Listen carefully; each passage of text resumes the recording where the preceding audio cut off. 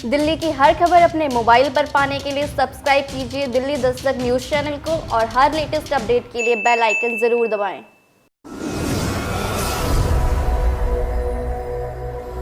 नमस्कार, मैं हूं राजेश तंवर और आप देख रहे हैं दिल्ली दस्तक, जो पहुंचाता है आपके शहर की हर खबर आप तक। और आज हम इस समय मौजूद है सिंधु बॉर्डर पर और आप हमारे इर्द गिर्द देख सकते हैं कि किस तरह किसान इस काले कानून के खिलाफ सड़कों पर उतर चुके हैं। और चाहे दिल्ली में 5 बॉर्डर है, 5 बॉर्डर में किसान धरने पर बैठे हैं और लगातार सरकार से यही मांग कर रहे हैं कि इस काले कानून को और इस किसान बिल को वापस लिया जाए। 5 दौर की बैठक सरकार के साथ किसान नेताओं की हो चुकी है, लेकिन आपको बता दें कि अभी तक इस बैठकों में कोई नतीजा नहीं निकला है। 9 तारीख को फिर दोबारा एक बैठक और होनी है, लेकिन उससे पहले किसान नेताओं ने, किसान संगठन ने भारत बंद का ऐलान भी कर दिया है। हमारे साथ यहाँ पर कुछ लोग मौजूद हैं, उनसे जानते हैं कि इस कानून से किसानों को कितनी तकलीफ होगी, उनका भविष्य किस तरीके से इस कानून से बिगड़ सकता है। हमारे साथ ये भाई नौजवान हैं, ताऊ है हमारे साथ, इनसे जानते हैं। आपका नाम बताइए भाई साहब। मैं हरियाणा से हूँ भाई, डिस्ट्रिक्ट करनाल है। तो आप यहाँ पर धरने के लिए आए, किसान के हक के लिए आए यहाँ पर? नहीं, अपना ये किसान के हक, हमारे सबका हक है, ये किसान का नहीं। तो ये मतलब जो सरकार ये कानून लेके आई है, किस तरीके से मतलब बेकार, क्योंकि सरकार तो अपनी पीठ थपथपा रही है इस कानून को लेकर, लेकिन किसान जो सड़कों पर उतर चुका है इस कानून के खिलाफ, इस पर आप क्या कहना चाहते हैं? हम सरकार को ये कहते हैं भाई, ये अच्छा बिल है। अभी हमने तो कोई मांग नहीं करी थी इस बिल की। जो ये किसान के हक में होता तो हमारी तो मांग थी स्वामीनाथन की रिपोर्ट लागू करो। उसकी बजाय थे इन्होंने ये 3 अध्यादेश ये ले, ये किसान के हक में नहीं है, ना मजदूर के हक में है, ये ना व्यापारी के हक में है। ये देश के लिए, मतलब एक देश के लिए घंटी बजने वाली है खतरे की भाई। तो हमने देश बचाना है। ये देश इन चंद लोगों के बना देश नहीं है, किसान और मजदूर की खून पसीने से ये देश चले हुए हैं हमारा। तो हम इसको टूटने नहीं देंगे। जब थोड़ी ये 3 अध्यादेश वापस नहीं करेगी सरकार, तो किसान यहाँ से उठने वाले नहीं है। हमारे को 2-2 महीने लग जाओ, 6-6 महीने लग जाओ। किसान लगातार यही मांग कर रहे हैं, जब तक ये कानून वापस नहीं होगा सड़कों से वो उठेंगे नहीं। जिस तरीके से पुरानी फिल्मों में दिखाया जाता था किसान लाचार है, किसान बेबस है, और जिस तरीके से उसको लूट लिया जाता था, उसके साथ अत्याचार किया जाता था, लेकिन आज 21वीं सदी का किसान अपना सशक्त हो चुका है। हर चीज़ की उसे नॉलेज है। हमारे साथ ताऊ है, हमसे जानते हैं। ताऊ, जिस तरीके से कानून जबरदस्ती किसानों से बिना पूछे लाद दिया गया है और किसान में आक्रोश है, मीटिंगें लगातार चल रही हैं लेकिन बेनतीजा हो रही है। बिल्कुल पूछा नहीं गया, धक्के से थोपा गया। जब तक ये काले कानून वापस नहीं होंगे हम यही बैठे रहेंगे। यूँ का बेटी बचाओ बेटी पढ़ाओ, अगर बेटी को मारोगे तो बहू कहाँ से ले आओगे, अगर किसान को मारोगे अनाज कहाँ से ले आओगे। और यूँ का बेटी बचाओ बेटी पढ़ाओ, हाँ इसने शादी करी दी है गिरलो से, इसने उसका तो पूरा पैट, देश का पूरा पैट देगा भाई। तो लगातार इसने वहाँ क्यों नहीं रखी अपनी गिरलो जी। तो लगातार बेटी थी किसी की। तो लगातार मोदी पर तरह तरह के कंस यहाँ पर कसे जा रहे हैं किसानों के द्वारा। आक्रोश किसानों का यहाँ पर लगातार देखने को मिल रहा है। हमारे साथ एक नौजवान भाई मौजूद हैं। भाई, आपका नाम क्या है? प्रवीण। जिस तरीके से कानून यहाँ पर जो मोदी सरकार लेके आई है, अपनी पीठ थपथपा रही है, और बनारस में मोदी ने यह ऐलान किया है कि कानून किसी भी हालत में वापस नहीं होगा, लेकिन किसान भी अपने हक के लिए सड़क पर और सरकार से आंखों में आंखें डाल के बात करते हैं। बिल्कुल भी नहीं हटा भाई। किसान आ गया ना उठ के, क्योंकि किसान एक देश की रीढ़ की हड्डी है, उसके बगैर देश नहीं चलेगा। तो ये किसान का गल आम पब्लिक है, ये बाहर यात्रा कर रहा है और कहीं कर रहा है। और बाप बेटे हम हिसाब में खड़े हैं, फोर्स भी है, बाप बाहर उस साइड खड़े है, किसान इस साइड, दोनों तरफ मरण लग रहे हैं। तो ये अच्छे दिन कहाँ से आ गए? मतलब कि जय जवान जय किसान का नारा यहाँ पर जो जवान और किसान को सरकार ने आमने सामने कर दिया है, और दोनों में लगातार जद्दोजहद चल रही है। जवान चाह रहा है कि किसी तरह आंदोलन खत्म हो, लेकिन किसान चाह रहा है कि हमारी मांगे पूरी हो। यहाँ पर हमारे साथ है एडवोकेट कपिल भाकर जी, जो कि कानूनी जानकार है। उनसे जानते हैं कि कितनी इसमें बारीकियाँ, कितनी खामियाँ हैं इस कानून में, उनसे जानते हैं। भाई साहब नमस्कार। कि ये जो कानून है इसमें जितनी खामियां हैं, किस तरीके से भविष्य में किसान को इस चीज़ के लेकर बहुत बड़ा नुकसान हो सकता है? नमस्कार भाइयों, राम राम सबको। ये कानून 3 कानून है काले, सबको पता है 3 कानून है काले। अब कई भाई से भी हैं जो ये जानते नहीं है कि कानून है क्या। पहला कानून ये कहता है कि प्राइस एश्योरेंस, कि सरकार कह रही है कि पूंजीपति आपके ऊपर प्राइस ठोकेंगे कि इतने प्राइस में आपने गेहूं बेचना पड़ेगा, इतने में आपने चावल बेचना पड़ेगा, इतने में आपने मक्का बेचनी पड़ेगी, और किसान मजबूर हो जाएगा, माननी पड़ेगी। किसान द्वारा तो कोई ऑप्शन नहीं है, क्योंकि कानून बनने के बाद अगर कोई किसान उसको अगर नहीं मानेगा तो उसके खिलाफ कोर्ट में केस होगा। दूसरा कानून कहता है इनका कि भैया जो किसान है वो अपने प्रोडक्ट को कहीं भी बेच सकता है भारत में। अरे मेरे को इतिहास में बता दो, कौन सा किसान हरियाणा का, पंजाब का चेन्नई में जाकर अपनी फसल बेच रहा है? कोई नहीं बेचता भाई, अपने दोहरे मंडी में बेचा है। 42,000 मंडी है हरियाणा, पंजाब, वेस्टर्न यूपी में। तब मंडी बंद कर दोगे, लोगों का रोजगार चला जाएगा, और जो पंजाब में किसान बेच रहा है वो बेंगलोर बेचने थोड़ी ना जाओगा। और जो बेंगलोर की अडानी अंबानी कंपनी यहाँ आएंगी ना, वो तक किसान का गला घोटे घोटे, कति 100% घोटेंगी। तीसरा ये लोग कह रहे हैं कि इन्होंने बोला है एसेंशियल कमोडिटी एक्ट, कि जो किसान है वो आलू, प्याज या इन चीज़ों की कालाबाजारी नहीं करता। किसान तो पहले भी नहीं करता था। 86% किसान ऐसे हैं भारत में जिनके पास 5 किले ज़मीन से कम है, 5 एकड़ भी ज़मीन नहीं है। 86% वो कहाँ से कालाबाजारी करेगा? जो बड़े बड़े अडानी अंबानी जिनके पास इतने बड़े स्टोरेज है, उनको तुमने छूट दे दी कि जितना मर्जी स्टोरेज करो। तो आने वाले टाइम पे जिन लोगों को लगता है ना कि ये कानून सिर्फ ये जो धरना है सिर्फ किसानों का है, जो आलू 50 रुपये में आदमी रो रहे हैं ना, 500 रुपये किलो मिलेगा। आज बिजली में हम रो रहे हैं ना, बिजली वाले, ऐसा ही होगा, 500 रुपये किलो देंगे, लेना पड़ेगा, क्योंकि ये सारा कब्जा इनका मार्केट पे आ जाएगा। ये लड़ाई है प्राइवेट और सरकारी, ये जो मंडियों को ख़त्म करके प्राइवेट करना चाह रहे हैं, और प्राइवेट आदमी आज नहीं तो कल लोगों का गला दबाएगा ही दबाएगा, और हम मजबूर हो जाएंगे, क्योंकि ये हर घर की ज़रूरत है। आलू, प्याज, चावल, दाल, ये सारा खेतों से आता है। चाहे कोई भी मजदूरी हो, कोई भी इंडस्ट्री हो, वो सब खेतों से रिलेटेड है। ये इतना महंगा कर देंगे भविष्य में कि आदमी मजबूर हो जाएगा, कहीं का नहीं रहेगा। नहीं, सरकार तो लगातार एमएसपी को लेकर भी कह रही है, ना तो पहले एमएसपी खत्म हुई और ना अब होगी, ना ही भविष्य में होगी, ये गारंटी भी दे रही है सरकार। तो एमएसपी को लेकर किसान अभी भी दुविधा में है। एमएसपी सब बहुत भाई किसान है, जानते होंगे एमएसपी कब मिलती है? जब मंडी में माल जाता है। अरे जब मंडी ही नहीं रहेगी तो किस बात की एमएसपी? जब मंडी खत्म हो जाएगी तो कौन सी एमएसपी रहेगी? इनका मकसद है मंडियों को एबॉलिश करना, और जो बड़े बड़े पूंजीपति हैं अब किसानों के साथ कॉन्ट्रैक्ट करेंगे। भाई किसान कोई अनपढ़, हमारा कोई ताऊ है, कोई हमारा चाचा है, वो इतने बड़े कॉन्ट्रैक्ट कहाँ पड़ेगा? मैं गुजरात के आपको बता रहा हूँ, गुजरात में पेप्सी ने आलू के लिए एक फार्मर के ऊपर केस कर दिया, किसान के ऊपर केस कर दिया। 100 पन्ने के एग्रीमेंट आएंगे, किसान को साइन कराएंगे, गुठा लगाएंगे, बाद में किसान ही धक्के खाएगा कोर्ट के।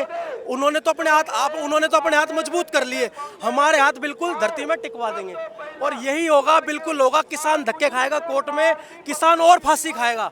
जहाँ से ये कानून लाया, मैं टीकरी बॉर्डर में भी गया था, मैंने वहाँ पे भी बताई, जिस देश से कानून आया है, अमेरिका हो, यूरोप हो, वहाँ पे 100% फ्लॉप है, वहाँ पे भी सुसाइड हो रही है, कोई भला नहीं हुआ किसी का इस कानून से। इंडिया तो बहुत पीछे है उनसे, यहाँ का घंटा भला होगा किसी का, कोई भला नहीं होने वाला। ये कानून वापस होने चाहिए। एमएसपी कुछ नहीं मिलेगी, मंडी से बाहर एमएसपी का कोई जो होता है रूल होता ही नहीं। या तो आप लिखित में दो, और उसके बाद भी इस कानून में बहुत कमियां हैं, एमएसपी पे रुकना नहीं, ये कानून वापस होने चाहिए। तो लगातार किसान हो चाहे वकील हो, लगातार यही मांग कर रहे हैं कि जो ये काला कानून है, ये 3 कानून है, वापस हो। लेकिन सरकार भी इस कानून में संशोधन करने के लिए तैयार है, लेकिन इस कानून को वापस लेने के लिए तैयार नहीं है। हमारे साथ और भाई हैं। भाई आपका नाम? राम राम जी। पहले तो सारे भाई हैं, और आपको भी बहुत बहुत मैं धन्यवाद कहना चाहता हूँ, सोशल मीडिया जो हमारी बात है पूरे वर्ल्ड में, पूरे भारत में पहुँचा रही है। और मैं एक बात और कहना चाहता हूँ, मेरा नाम है जी मंजीत, मैं कैथल से हूँ। और जो भाई साहब ने भी बात कही, 2-4 जो बातें कही है, बहुत अच्छी बात कही। जो बीजेपी सरकार है, इन्होंने क्या था कि पूंजीपतियों की सरकार है। ये तो ये बार बार बयान दे रहे हैं कि ये पाकिस्तानी से करवाया है, चीन से। ये तो पूंजीपतियों की गोद में बैठ के ना जो मोदी बैठे हैं, ये तो इसको अडानिस्तान अंबानिस्तान तो बनाने की कोशिश कर रहे हैं, जहरीले हवाएं फैला रहा है। जब हमारे देश का शासक ही चोर है, वो राहुल गांधी ने सही किया था कि वह चौकीदार चोर है। ये तो चोर से ही बड़ा, वो हिटलर था, हिटलर एक तानाशाह था, ये तो तानाशाह से ही बढ़ के हो गया। वो तो चलो बाहर का था, ये तो हमारे देश का है। वो हिटलर एक अमीरों से लेके गरीबों को बांटता था, इसने गरीबों से छीन के अमीरों में बांट रहे हैं। ये हमारे देश को ही गुलाम बनाना चाहता है। हम तो अब ये भी लग गए हैं कहने, हमारे मुंह से ही ये बोलने लग गए हैं कि इससे बढ़िया तो अंग्रेज थे जो आए थे, जो शासन करके चले गए। इतना जुल्म उसने भी नहीं किया भाई साहब।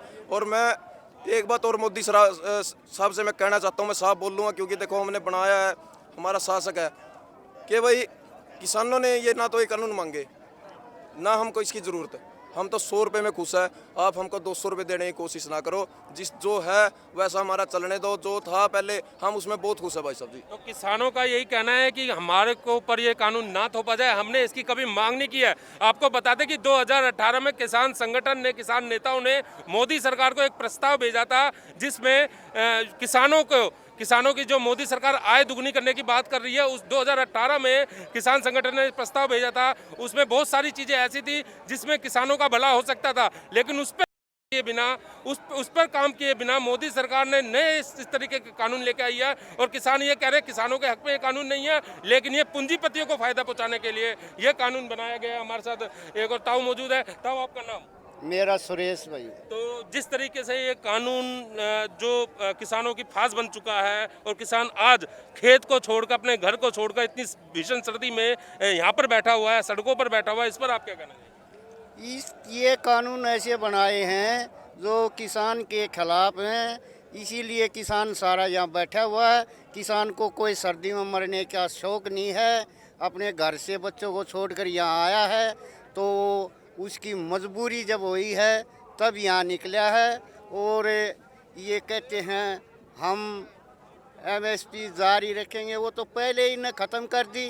वो कहते 25 क्विंटल जहाँ गेहूँ होते हैं, ये कहते हैं हम तो 10 क्विंटल लेंगे, 15 क्विंटल को कहाँ ले जाएंगे हमें। MSP तो ये पहले ही ख़त्म कर चुके हैं, अब ये कहते हैं MSP तो जारी ही रहेगी। MSP तो ख़त्म हो चुकी है, हमको ये पता नहीं। सरसों होती है 25 मन, लेंगे 10 मन, 15 मन को हम खा ले जाएंगे। कहाँ है MSP ख़त्म हो रही है। बाजरा पड़ा है, बाजरा होता है 40 मन, लेंगे 20 मन को खा ले जाएंगे।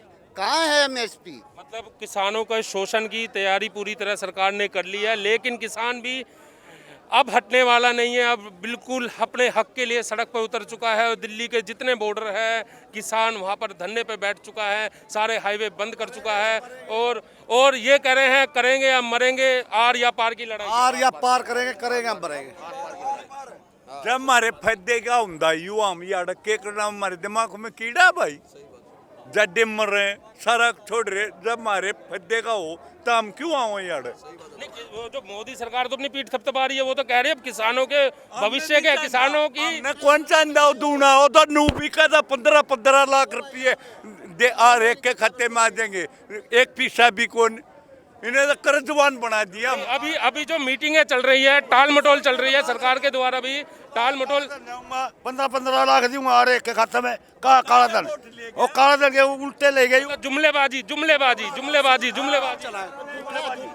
हमारा तो 100 रुपये में काम चला है, यू 200 क्यों देता है? 200 लेती ना बाप, तो हमारा 100 में चलना दे बस।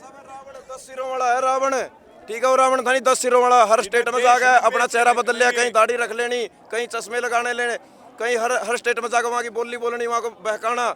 इसने 2014 में किया था, स्वामीनाथन रिपोर्ट लागू करूंगा, वहाँ किसान ने को नहीं मांगी थी, वहाँ मैंने इसका कह कौन हमारी लागू कर, वो इसने बका क्या किसान ने तक क्या भाई तारी स्वामीनाथन रिपोर्ट लागू करूँगा, ये ताने फायदे होंगे, मैंने तो नहीं मांगी, वह भी नहीं लागू करीब लग 2019 में मैंने वोट दे दिया इसका, फिर भी मैंने विश्वास कर लिया। इन्हें 370 तोड़ी, राम मंदिर पर इसने अपना वो कर, अयोध्या में राम मंदिर बनवाया, इसने ये तो वो कर दिया, किसान ने क्या फायदा कर दिया? किसान ने तो कुछ नहीं किया। किसान तो आज भी हो या 30 साल पहले जो रेट था नहीं, जो सरकारें आती गई जाती गई। जब ये रैली करें जब तो कोरोना आंदी नहीं, हम करें जब यह कोरोना आ जाए। कानून और कोरोना नेताओं के लिए नहीं है, यह है आम आदमी के लिए। ये डर, कानून का डर और कोरोना का डर आम आदमी के लिए, नेताओं के लिए नहीं है। जब ये रैली करे, जब यह कोरोना देश तब बाज जाए, हम बटले हो जब यह कोरोना आ जाए, और डाले रहे हैं, कोई कोरोना नहीं। न्यू कह करते हमारे बड़े बुजुर्ग न्यू कह करते, न्यू कह पहला आप करे करते, न्यू कह बड़द बुलदा गया, अरे कट डूंगा क्या कदे यूरा पर मुंह मार ले गंद में, कदे चूंग जाए वो छिंकी लाए करते। इसने तो यू महामारी का, यू बीमारी का, कोरोना का नाम लेकर नहीं, आदमी का लगाई है, बड़का तक का छिंकी लगा दी, नाश कर दिया हमारा जमा भाई। तो लगातार किसान यही कह रहे हैं कि हमारे जो भविष्य के नाश की तैयारी मोदी सरकार ने कर ली है, लेकिन हम अपने साथ ऐसा नहीं होने देंगे। और जिस तरीके से ये कानून हमारे ऊपर जबरन लादा गया है, उसी तरीके से जबरन हम इसको वापस करा के मानेंगे। और मोदी सरकार की भी ये स्थिति बन चुकी है इस समय, जिस तरीके के सांप होता है वो छछूंदर खाने के बाद ये सोचता है कि छोड़ू तो शान जाए, निगलू तो जान जाए। और इस तरीके से मोदी सरकार की स्थिति बन चुकी है। और वो टालम रहे हैं तो आज मार दो, इतने जियोगे ना इतने याद रहो। ये देखिए, चाहे बूढ़े हो चाहे जवान हो, ये बिल्कुल जोश के साथ यहाँ पर बैठे हुए हैं और आर पार करने के लिए मोदी सरकार के साथ यहाँ पर बैठे हुए हैं। जिस तरीके से 2013 में जो अन्ना आंदोलन हुआ था, मुझे याद है कि मैं भी वहाँ पर रिपोर्टिंग कर रहा था, और अन्ना आंदोलन ने एक बहुत बड़ा जो कांग्रेस का तख्ता पलट कर दिया था। क्या ये किसान आंदोलन मोदी सरकार का तख्ता पलट करेगा? ये देखने के लिए ये देखना यहाँ पर दिलचस्प होगा। हमारे साथ और कुछ ताऊ है। ताऊ, आप बताइए। तख्ता पलट होगा हमारे किसान बताइए, वो बना रस्ट करे, ये इन्हें क्यों नहीं कर दिया? अमित शाह ने जैसे 20 केस गोदराकांड किसका करवा? अमित शाह का था, क्यों नहीं कर दिया? इसने क्यों बदल नहीं हो? किसानों के साथ सरकार ऐसा दुर्व्यवहार, इसका तख्ता पलट के जाएंगे यहाँ तक, तख्ता पलट के जाएंगे। और किसानों के साथ जो सरकार दुर्व्यवहार कर रही है, किसानों के साथ आपको बता दें, किसानों के साथ जो भी प्रदर्शन में आ रहे हैं उनको एक आतंकवादी की तरह यहाँ पर सलूक किया जाता है। उनको घर से उठा लिया जा रहा है, उनको जेलों में बंद कर दिया जा रहा है। और किसान लगातार यही मांग कर रहे हैं, हम आतंकवादी नहीं हैं, हम देश के किसान हैं। और जब हम बोते हैं तो देश खाता है। हम धरती का सीना फाड़ कर जब फसल उगा सकते हैं तो सरकार हमारे आगे क्या चीज़ है? देखिए भाई साहब, ये ऐसा आंदोलन है, विश्व के अंदर पहला आंदोलन ऐसा है जिसकी कोई डिमांड नहीं। हम तो ये कह रहे हैं, ये कोई ज़्यादा बात करने की ज़रूरत नहीं है। मोदी साहब जो हमें तोहफा दे रहा है उसको अपना उल्टा ले लो, बड़ी मेहरबानी होगी। कुछ भी नहीं है हमारे पास रह गया। एक बात और भी है, चलो इसमें तो ये पगड़ा रहा है, ये आतंकवादी है, फलाना है, ढकड़ा है। आतंकवादियों से तो हमारे बेटे लड़ रहे हैं, उनकी पैरामिलिट्री वालों की पेंशन भी काट ली अटल बिहारी वाजपेयी ने 2000 में। क्या वो झूठ है? सच है वो। आप मीडिया वाले हो, आप भी जानते हो और हम भी जानते हैं। पैरामिलिट्री का आदमी मर रहा है, मिलिट्री बाद में मरती, पैरामिलिट्री का डेली आदमी 2-4 मर रहा है। जो शहीद जब गांव में आता है उसकी क्या दशा होती है? क्या देती है मोदी सरकार उसको? कुछ नहीं देती। बिल्कुल झूठे जुमले हैं ये। और दूसरी बात यह है, किसानों ने एक ही चीज़ मांगी थी, स्वामीनाथन आयोग की रिपोर्ट इन्होंने ही बैठाया और उसकी प्रतिलिपि किसी किसान को नहीं दी। नेक्स्ट बात, हमारा इतना भोला आदमी है, वो जानता नहीं तेरा कहाँ नुकसान हो रहा है, कहाँ क्या हो रहा है। तुम हमें देना है तो स्वामीनाथन का रिपोर्ट दे दो, उसका 1.5 गुना किसान को मिलना चाहिए उसकी लागत का। लागत इतनी हो जाएगी। अब ये कह रहे हैं जी MSP फलाना, ये गड़गड़ाने वाली बात है। ये भाई साहब ने जो बताई वो बिल्कुल सच बात थी। जो सरकार है किसान को जिस तरीके से पुरानी फिल्मों में, किसान विरोधी नहीं है या मजदूर विरोधी और सैनिक विरोधी भी है। और बताओ क्या बात करें? तो मतलब ये सरकार, ये जो किसान है सरकार को हर तरफ से घेरने के लिए तैयार बैठे हैं। जिस तरीके से किसान को पहले के ज़माने में बेवकूफ़ और बेचारा समझा जाता था, लेकिन आज का किसान, एक बार आपको बता दें, समझदार हो चुका है, आधुनिक तरीक़ों से परिपक्व हो चुका है, हर चीज़ को समझता है, अपने भविष्य के, अपने परिवार के भविष्य के अच्छे भले की परख रखता है। और सरकार से लगातार यही मांग कर रहा है, हमें ये कानून नहीं चाहिए, हमें ये तोहफा नहीं चाहिए, तुम इसको अपने पास रखो, हम जैसे हैं वैसे ही रहेंगे। हम आज भी मेहनत करके खाते हैं और कल भी मेहनत करके खाएंगे। कैमरामैन ब्रज किशोर के साथ मैं राजेश तंवर, दिल्ली दस्तक के लिए।